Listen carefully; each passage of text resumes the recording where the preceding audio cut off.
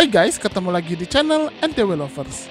Kita tahu jika Ishiki sudah sampai di Konoha, dan sepertinya pertarungan super dahsyat akan terjadi di Boruto chapter 49. Tapi bukan Konoha namanya jika tidak siap diserang dalam kondisi apapun. Nah, kali ini kita akan bahas beberapa shinobi penting, di mana sebagiannya sudah pasti akan menghadapi Ishiki, dan sebagian lainnya harusnya disiapkan untuk menghadapi Ishiki, karena mereka memiliki kemampuan khusus di bidang taijutsu atau ninjutsu, atau bidang lainnya. Siapakah itu? Kali ini kita akan bahas. Tapi sebelum lanjut, yuk gabung di grup diskusi anime manga NTW Lovers. Teman-teman bisa sharing apapun tentang dunia anime dan dunia manga. Juga ada bahasan lainnya, dan teman-teman bisa klik linknya di deskripsi video ini. Jangan lupa juga untuk klik tombol subscribe bagi yang belum subscribe, dan klik tombol like serta share video ini di semua sosmed teman-teman. Oke, kita akan bahas sekarang. Let's check it out.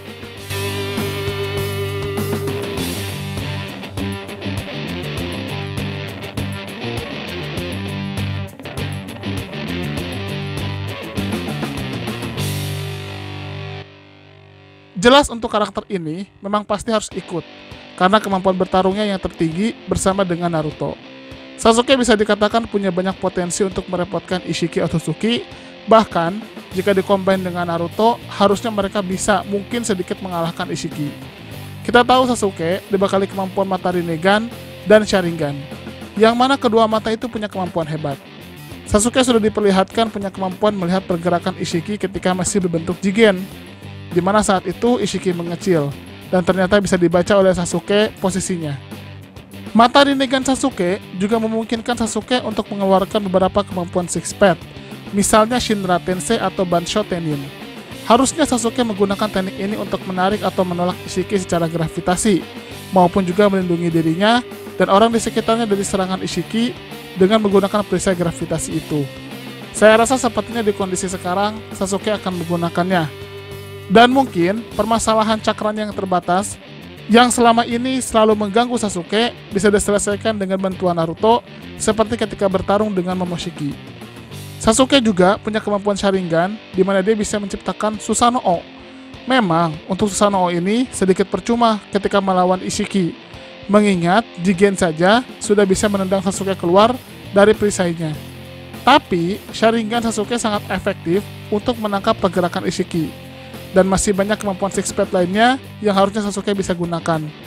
Tapi memang sampai saat ini hanya sebatas yang saya sebutkan saja yang Sasuke akan gunakan. Sepertinya untuk hal yang lainnya masih jadi misteri. Jangan lupakan juga taijutsu Sasuke yang tidak bisa dianggap remeh. Dan mungkin sekarang Sasuke sudah belajar dari kekalahan sebelumnya dan pastinya akan mempersiapkan lebih baik lagi. Pastinya Sasuke bersama Naruto akan menjadi pilar utama yang bisa menyudutkan Ishiki. Yang penting di sini, pastikan Ishiki mati sesuai batas waktunya atau bahkan sebelum batas waktunya, sambil memastikan kehancuran Konoha sekecil mungkin. Dan pastikan Ishiki juga tidak berhasil menanamkan karma kepada Kawaki.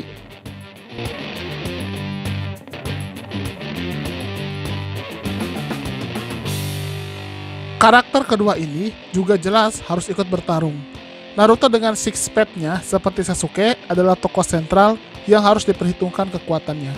Mode Six Path Naruto sebenarnya masih bisa di-upgrade lagi menjadi mode Six Path yang diperkuat kemampuan para biju.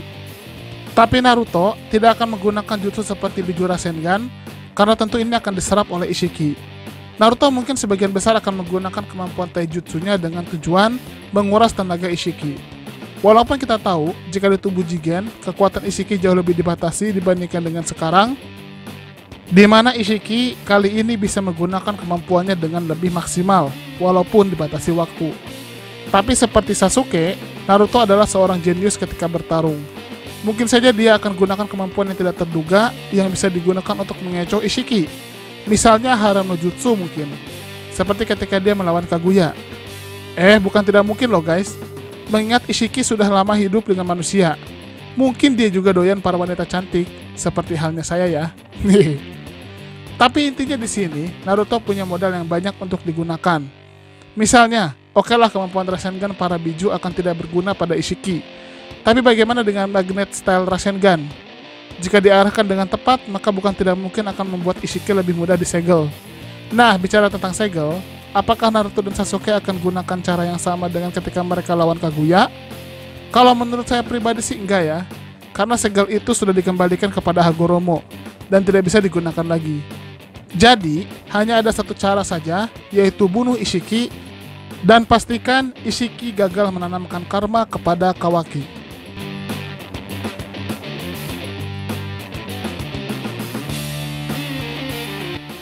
Memang kita bisa lihat jika peran Konohamaru kurang bersinar di versi manga. Tapi patut diingat jika Konohamaru ini sangat potensial sebagai salah satu shinobi yang berkontrak tidak hanya dengan satu tempat legendaris, tapi malah dua, yaitu Myobokuzan dan Gua Para Kera. Konohamaru bisa memanfaatkan kelebihan dari kedua tempat itu untuk merepotkan Ishiki. Selain memanggil kedua Kuchese itu, Konohamaru bisa menggunakan teknik keduanya, di mana dia bisa menggunakan Sagemode Katak, yang saya yakin dia sudah bisa menggunakannya terlepas sudah sempurna atau belum. Dan yang kedua adalah tongkat dan segel Enra. Kemampuan Konohamaru ini jika digunakan bersama-sama dan memanfaatkan celah dan tempo yang benar, pasti bisa merepotkan Ishiki. Apalagi Sagemode Katak bisa mendeteksi cakra dan menggunakan teknik Frog Kumite. Di versi manga, kita memang baru diperlihatkan kemampuan sebatas Rasengan dan pelepas segel milik Konohamaru. Tapi saya yakin kedepannya masih ada potensi lebih yang ditunjukkan oleh Konohamaru.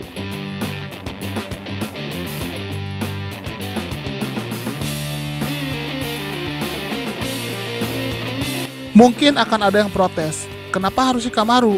Dia kan tidak terlalu kuat. Jangan salah teman-teman, Shikamaru memang tidak terlalu kuat secara ninjutsu. Walaupun saya akui, teknik Kagemane no jutsunya cukup mantap. Tapi patut diingat, Shikamaru adalah penasihat Hokage dan terkenal dengan kemampuan strateginya yang luar biasa. Shikamaru bisa menganalisa kekuatan dan pergerakan Ishiki Otsutsuki, sehingga dia bisa merumuskan langkah untuk mengalahkan Ishiki. Patut diingat, Shikamaru hanya perlu melihat kemampuan lawan sebentar, dan dia sudah bisa tahu bagaimana cara mengcounternya. Jadi Shikamaru wajib ikut dalam pertarungan. Tentunya, selain peran Shikamaru, ada juga peran Ino, karena dia akan menjadi jembatan komunikasi antara Shikamaru dan yang lainnya.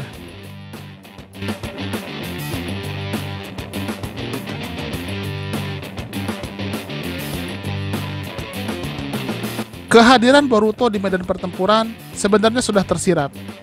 Sepertinya Boruto memang akan ikut bertarung, entah karena diminta Sasuke atau karena keras kepalanya dia yang melawan perintah ayahnya untuk tidak ikut bertarung. Tapi peran Boruto di sini penting karena ada Momoshiki di dalamnya. Saya menduga dan sangat yakin dengan dugaan saya kalau Momoshiki ini akan berperan dalam pertarungan nanti dengan Ishiki. Terutama karena Ishiki dan Momoshiki tidak sejalan. Di sisi lain, jika Ishiki hancurkan Konoha tanpa terkecuali, maka itu berarti juga kematian bagi Boruto, dan tentu Momoshiki tidak akan tinggal diam. Jadi seperti ketika bertarung dengan Boro, mungkin saja Borushiki akan bangkit di akhir pertarungan, dan dia akan berbicara terlebih dahulu setelah itu mulai menghajar Ishiki. Kehadiran Momoshiki, atau nanti bentuknya adalah Borushiki, saya rasa akan memberikan tekanan yang sangat besar pada Ishiki, mengingat keduanya ada di level sebagai Otsutsuki. Mungkin Momoshiki lebih lemah daripada Ishiki, tapi pasti Momoshiki sangat memahami seluk-beluk Ishiki dan bisa saja menggunakan itu untuk mencari kelemahan Ishiki. Intinya di sini saya mencurigai Momoshiki akan jadi sekutu Konoha untuk sementara.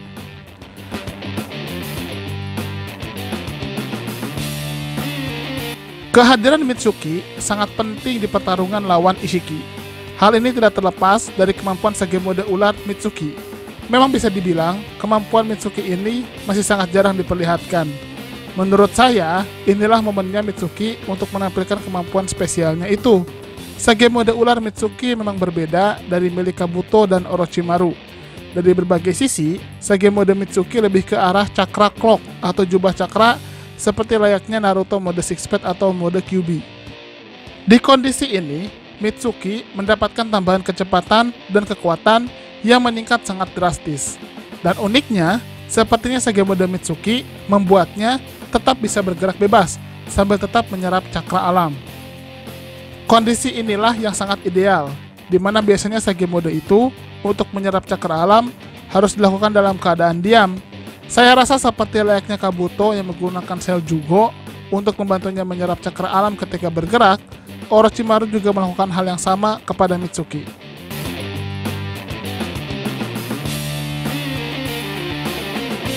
Pasti teman-teman sudah tahu kenapa saya masukkan nama Rock Lee di sini. Rock Lee ini adalah tokoh potensial yang bisa menggantikan Mahito Gai. Kita tahu kan, kekuatan utama Rock Lee ini jelas taijutsu. Dan menghadapi sosok sekuat Ishiki, taijutsu lah yang paling pas. Taijutsu dari Rock Lee ini sangat efektif untuk memaksa Ishiki menguras habis kekuatannya. Nah, di sini kita tahu jika Rock Lee mungkin sudah menguasai kekuatan gerbang dengan lebih sempurna daripada sebelumnya. Dan dia mungkin sudah menguasai semua tingkatan gerbang. Dan untuk permulaan pertarungan, Rock Lee bisa menggunakan gerbang ke-6 atau ke-7. Jika Rock Lee di gerbang ke-6 saja, sebenarnya sudah cukup untuk menarik perhatian Ishiki. Tapi untuk bisa merepotkan Ishiki, perlu membuka gerbang ke-7 dan mungkin sampai gerbang ke-8. Tapi saya rasa Rock Lee pun akan sangat berhati-hati untuk membuka gerbang ke-8 mengingat efeknya adalah kematian. Dan saat ini, sepertinya Naruto sudah tidak mempunyai simbol yang sehingga dia tidak bisa menyelamatkan Rock Lee dari efek gerbang ke-8. Tapi jika memang tidak ada pilihan lain, sepertinya Rock Lee akan menggunakan gerbang ke-8. Saya rasa jika gerbang ke-8 dibuka, sangat merepotkan Ishiki. Tapi, perlu diingat, Ishiki belum membuka semua bentuk kekuatannya, sehingga saya masih ragu jika teknik itu akan membunuh Ishiki. Mungkin jika teknik itu adalah teknik pamungkas terakhir, setelah Ishiki terdesak hebat oleh para shinobi yang lain, mungkin teknik ini bisa digunakan untuk membunuh Ishiki, di mana Rock Lee mengorbankan dirinya untuk mati bersama Ishiki.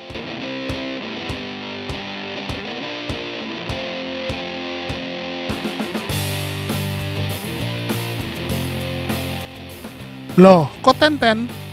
Tenang, Tenten yang sepertinya karakter terpinggirkan ini punya modal kuat untuk melawan Ishiki. Hal itu tidak lain karena Tenten menyegel dan menyimpan 3 dari 5 senjata legendaris Rikudo Sennin. Malah sumber lain mengatakan ada 4 senjata Rikudo Sennin di tempat Tenten. Apa saja itu? Yang pertama adalah Basoshen. Senjata itu adalah kipas yang cukup besar di mana penggunanya bisa menciptakan serangan 5 elemen cakra dengan sekali mengibaskannya. Kipas ini memang memerlukan cakra yang besar, tapi bisa membuat musuh terkapar. Yang kedua adalah Kokinjo. Kokinjo ini adalah semacam tali tambang khusus yang digunakan untuk mengeluarkan jiwa seseorang dan nantinya akan disegel oleh Basoshen. Yang ketiga adalah Basoshen yang bisa digunakan untuk menyegel tubuh musuh yang masuk akibat dikenai oleh Kokinjo. Nah, di sini sayangnya Shichiseiken tidak dimiliki Tenten, sehingga dia tidak bisa mengaktifkan teknik penyegelan Shichiseiken, Kokinjo, dan Basoshen. Satu lagi yang masih jadi perdebatan adalah Kohaku no Johei. Sebagian mengatakan Tenten menyimpannya, tapi sebagian lain mengatakan disimpan oleh Kumogakure bersama dengan Shichiseiken. Anggaplah itu milik Tenten, maka Tenten bisa menggunakannya untuk menyegel musuh yang sekuat apapun dengan cara memanggilnya. Jika lawan itu menjawab, maka akan disegel. Semua senjata ini jelas tidak akan efektif jika digunakan Tenten sendiri melawan Ishiki. Tapi, jika digunakan oleh Naruto, dengan dasar cakra Naruto yang hampir tidak terbatas, sepertinya senjata-senjata ini akan sangat efektif.